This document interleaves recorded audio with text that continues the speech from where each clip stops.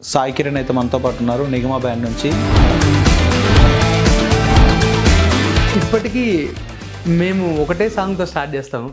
ఆశా పాశం బందీ చేసేలే సాగే కాలం ఆడే ఆటేలే తీరా తీరం సేరేలుగా నే తీరవునో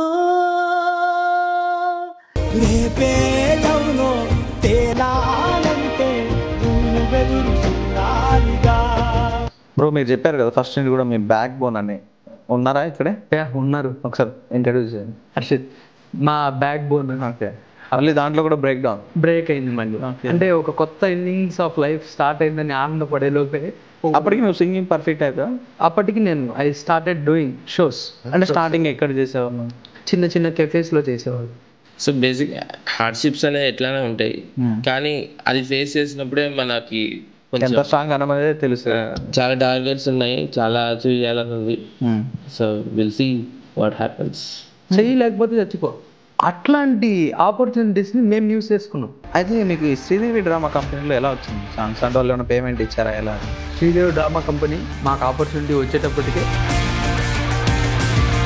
బ్రాండ్ కాస్త బ్రాండ్ అవ్వాలి.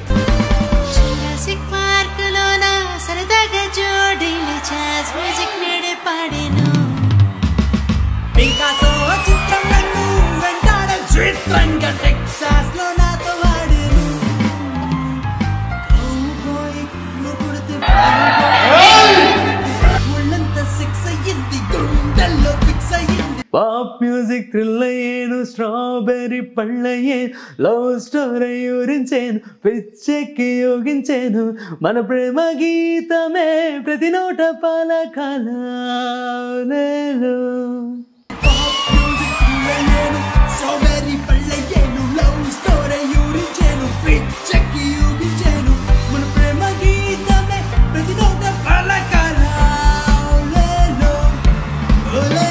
మన దూరంగా ఉండే రిలేటివ్స్ ఫ్రెండ్స్ మనల్ని పట్టించుకున్న వాళ్ళందరూ కూడా ఒకటేసారి నాకు తెలుసురా నువ్వు సాధిస్తావన్నారు. వస్తాయి కదండి, మరి హ్యూమన్ నేచర్ కదా అది.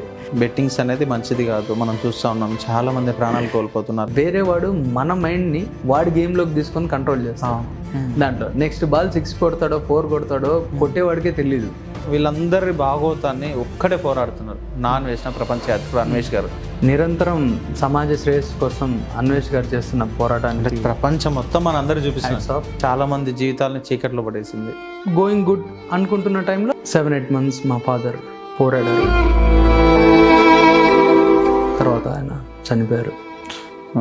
రోడ్డు మీద నిలబడితే దిస్ ఈస్ వాట్ ఐఎమ్ అనేది నాకు క్లియర్గా అర్థమైపోయింది. నాన్న చనిపోయిన తర్వాత ఫ్రెండ్స్ ఎవరు, రిలేటివ్స్ ఎవరు, అసలు మన స్టేటస్ ఏంటి, మన లైఫ్ ఏంటి, మన వాల్యూ ఏంటి సొసైటీలో అనేది చాలా క్లియర్గా తెలిసింది. అప్కమింగ్ వాళ్ళకి మీరు ఇచ్చే మెసేజ్ ఏంటి? First show do or die.